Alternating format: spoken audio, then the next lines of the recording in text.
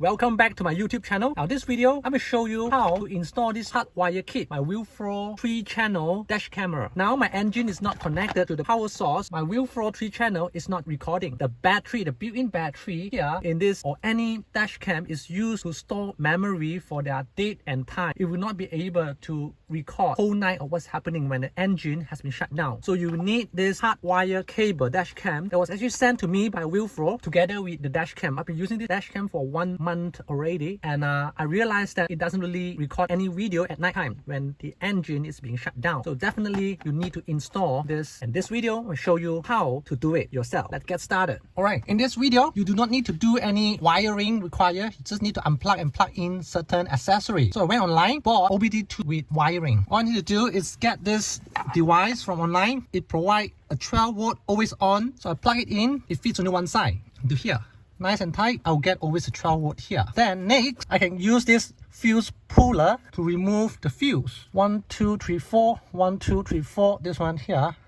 just pull it out. Okay, then micro fuse. Again, I'm going online, get one of these fuse tab. This fuse tab come with a 3 ampere fuse. I'm going to add the 15 amp fuse to here, push it in. So 15 amp, 3 amp. 3 amp are meant for the dash cam. Then I just plug it back into the position to push it in. So this is where, this is the one that connected 12 volt always on. This is for accessory. Okay, done. Remember to place this fuse puller back into position. Hardwire kit. Now 3 wire is better because this one allows me to choose what's the threshold value. Either a 12.4 volt or 24 volt battery can be used. Normally the car fails to start when the battery falls below 11.6 volt. So this is the lowest value that you can go, but normally I will not. I'm not going to discharge my battery so much unless I'm going to leave it just for overnight, a day or two. Anything less than 12.2 I think is good enough. Okay, there you go. When the battery falls below 12.2 value, this is the threshold, then the dash cam will actually stop recording, will not drain my battery any further. 12 and 11.8 is rather too low. I'm not going to drain it so much. What's the value that we will choose? Leave a comment down there, let me know. Now this is a benefit for having a 3-wire hardwire kit. If it's not 3-wire, then you don't really actually get to choose to have a fixed value. So that's why I like this one. Of course, it's more expensive. You can go to their online website and buy from them, or any online website, buy from them. They are kind enough to ship me. They're kind enough to send me this to make a YouTube video on behalf of them. Whether is it good or not good, I think it depends on user. After you're finished watching my video, you decide whether would you prefer to choose this brand or not. Okay, so this one going to the body. Here the wire is actually labeled. So this one always on, 12 volt always on. Yellow one is ACC, means when you start your engine, only then it will start recording. Okay, so this is battery are meant for parking mode. So at parking mode, when you have shut down your engine, it will actually get the power. The dash cam will actually get the power from the battery. It would be nice if you have a spare battery or power bank that can be placed in the car, can withstand high temperature with insulation perhaps. Otherwise you need to drain your own car battery. Okay, so is it necessary for you to do that? It depends on you. So that's why I normally choose, I would recommend 12.2 or 12.4 volt. I think 12.2 it's good enough. Okay, so this one is connected to the car body. You look at any metallic surface, connect it to the car chassis. I'll show you where I'm going to connect it later. Before that, I will first install the male wire bullet connector on to the red wire. So you can see it, it's here, the wire. Then 2.5 middle. We stop the wire coming out. Yep. Then ACC. Oh, it comes with this sleeve. It's different. So this is how it works. So I clamp it here. Oh, this is different. Okay. I think it's fit now. Use 1.5 mm. Then this sleeve, just push it back into position. Cover a little bit here. Done. Okay. So this is an optional accessory to prevent your SD card to be removed unintentionally. Okay.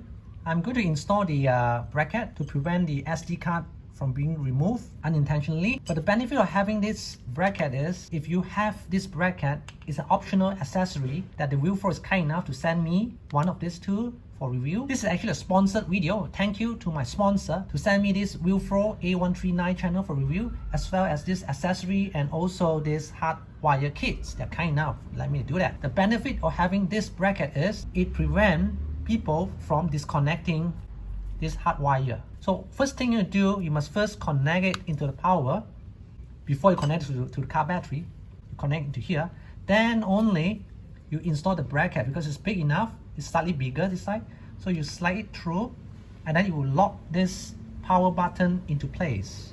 Push it in, hand tighten in first. The usual power supply, you can just plug it out just like that. The USB socket is relatively bigger, meant to prevent people from disconnecting the power. So you can't remove the SD card and you can't disengage. You can't remove the power. It's connected. It's connected all time. Okay? I'm going to install this now. Here, the new one, which is connected here. I need to first connect it back into place, the wire. Okay, a click sound, and then slide it back into position from right to left. Okay, done. Just push it in. If your finger can't do it, you can just push it in using your finger, up and round. Okay, bring it closer. There's actually a notch here, so the wire need to go underneath of it. So push it out, push it in, up and around the hole. Okay, yeah. Okay, you can push it out. Make sure it goes around the wire.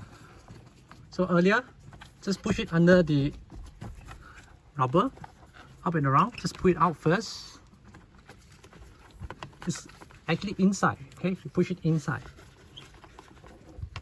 Maybe it would actually prevent the airbag from pop open if you have an airbag. Normally, you send this to the shop to do it. They can get it done within half an hour. Okay. Just pull it out. Okay.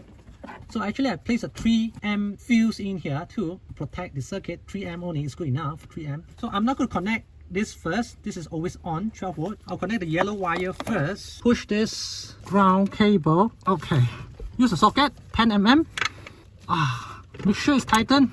You do not want to lose contact, but not too tight until you break things. Okay, next, the ACC. ACC goes into the lighter connector, which is here. This one. Just push it in.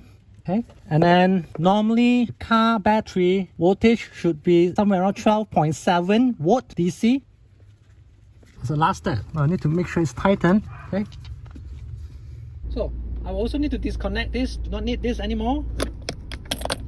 Recording. 3 channels started.